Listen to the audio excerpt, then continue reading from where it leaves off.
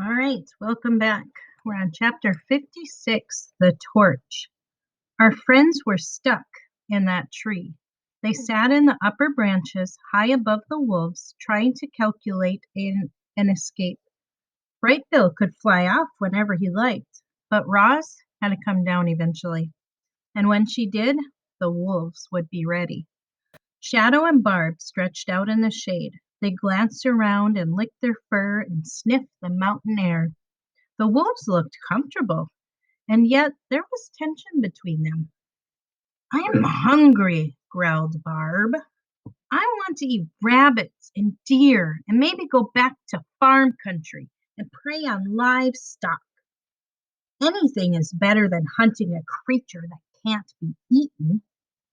"You can eat all the animals you like," said Shadow, "after we kill the robot." Barb grumbled with frustration. She didn't understand Shadow's need for revenge, but for now she stayed loyal to her mate. Day turned to night and the wolves started yawning. Barb's eyelids became heavy. Shadow's body became weary. Then the soothing song of the crickets lulled them both to sleep. The sight of sleeping wolves reminded Roz of those long winter nights on the island, when wild animals crawled into her warm home and slept. She remembered the frightened look in their eyes when they saw fire for the first time, and this gave Roz an idea. Quietly, she broke off a dead branch from the tree trunk.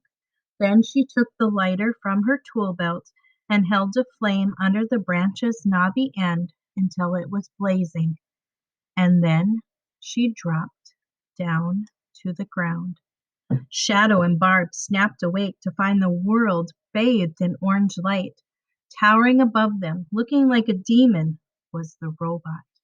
Her eyes were glowing, her mouth was roaring, in her hand was a torch, flames rippling, embers whirling into the air. The wolves had never seen fire. It was beautiful, and it was terrible. Deep inside, they felt their wolf instincts telling them this ball of swirling light was dangerous. Their instincts told them to run for their lives, and when Roz lunged toward them, they ran. Barb yelped, Shadow whimpered, and the two wolves raced away from the fire just as fast as they could. Chapter 57, The Stones. At first light, Roz nudged Bright Bill awake, and the travelers continued north through the mountains. The goose stood on his mother's shoulder as she marched. His eyes darted around nervously, searching for any sign of the wolves. But the wolves were gone, and our friends turned their attention to a new problem. The weather out there was always changing. Roz and Brightbill had seen many calm, sunny days suddenly turn to wind or fog or sleet or even snow. Our friends expected bad weather, so they hardly noticed when heavy rain came sweeping down a valley. But there was something odd about this rain. Brightbill squinted as the oncoming storm. Brightbill squinted at the oncoming storm and said, "Ma, why is the rain bouncing off the ground?" Bouncing rain? That didn't seem right. The robot's computer brain went to work and she found the correct word. "That is not rain," she said. "That is hail." Clang! A hailstone bounced off Roz's chest. Another one swooshed into the weeds. Then the sky opened up and hailstones were everywhere. They tore through leaves and branches. They ricocheted off rocks and roots. They flattened flowers and bushes.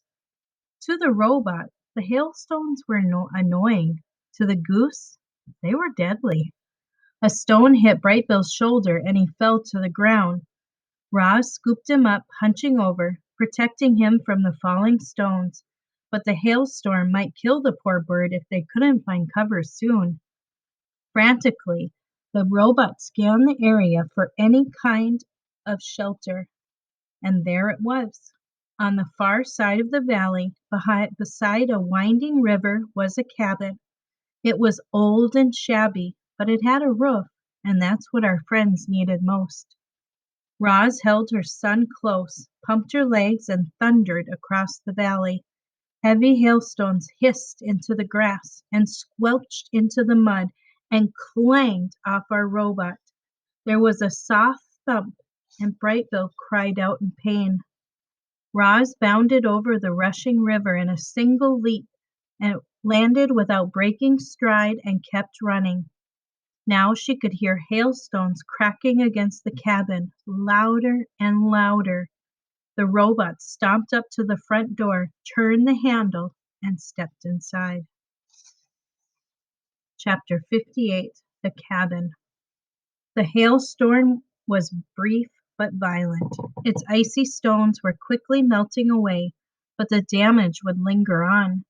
The valley was littered with shredded leaves and wildflowers. Wounded animals were hobbling back to their homes. Several unlucky birds lay limp in the grass. Inside the cabin, Roz was standing by the window. She held Brightbill in her arms, his bruised body wrapped in an old blanket. The robot knew everything there was to know about caring for animals, but all her son needed was time. His injuries would heal on their own. "Go on without me, Ma," said the goose in a weak voice. "I'll catch up to you when I'm feeling better." "That is ridiculous," said the robot. "What kind of mother would leave her injured son behind?" "But, Ma—" "Stop talking," interrupted Roz. "You need to rest." Brightbill tried to argue, but he was already falling asleep. The cabin was simple, just a square room with a wood stove, two chairs beside a table, and a couple of cots rotting in the corner. Dusty mugs and bowls sat on a shelf, otherwise the walls were bare. It was clear no humans had been there for a very long time. However, it seemed that some other creature had moved in. The whole place had a foul odor. Lumps of feces were strewn about, and little footprints trailed away from a dark hole in the floor. Roz leaned over the hole, and in the language of the animals, she said, "Hello? Is anyone down there?" Something moved, and then a pair of shining eyes looked up from the darkness. "Who are you?" said a voice. "I didn't invite you into my home." "I am sorry to intrude," said the robot. "My son and I were only trying to escape the hailstorm." "Your son?" said the voice. "Is that him in your arms? Let me see." Very gently, the robot lifted a fold of cloth and revealed the sleeping goose. "He must take after his father," said the voice. "He is my adopted son," the robot explained. "My name is Roz, and this is Brightbill." The shining eyes blinked, and the voice squeaked with excitement. "You're Roz and Brightbill? The birds have been singing about you for months. You're living legends." "Technically, I am not living," said the robot. "You seem pretty alive to me," said the voice. "Either way, it's nice to meet you. They call me Sprinkles." With that, the creature crawled up through the hole in the floor. She was covered in black fur from her nose all the way to the tip of her fluffy tail.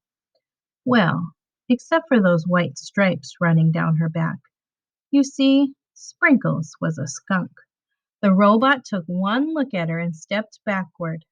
Sprinkles frowned. "You know, Roz, skunks only get stinky when we're nervous." "Are you nervous now?" "Well, sort of, but in a good way. I'm honored to meet you. Please pull up a seat and tell me what brings you here." Sprinkles hopped onto the table and listened as Roz described their journey. The skunk was a very good listener. While Roz spoke, Sprinkles nodded politely and said things like, "Oh my!" and "Is that right?" and "You don't say!" This went on until Brightbill began to stir. "Ma, I'm thirsty," he whispered. "There's a creek right out back," said Sprinkles, "and these might be useful." She motioned to the bowls on the shelf. "Please help yourself to anything. My home is your home." It turned out skunks can be quite hospitable. Sprinkles invited the visitors to stay as long as they liked, and so our friends spent Brightbill's recovery in the cabin. The goose mostly slept. The robot brought him water and food. The skunk made sure they were both comfortable. A few mornings later, sunlight streamed in through the window and on to Brightbill. He was squawking and waddling and fluttering through the cabin. His injuries had healed, and he was eager to continue their journey. "Thank you for everything." Oh, sorry, wrong voice. "Thank you for everything, Sprinkles." The robot waved as she marched away from the cabin with her son on her shoulder. "Glad I could help," called the skunk. "Misunderstood creatures like us gotta look out for each other." All right, that's where I'm going to stop. So next time, the strange wilderness.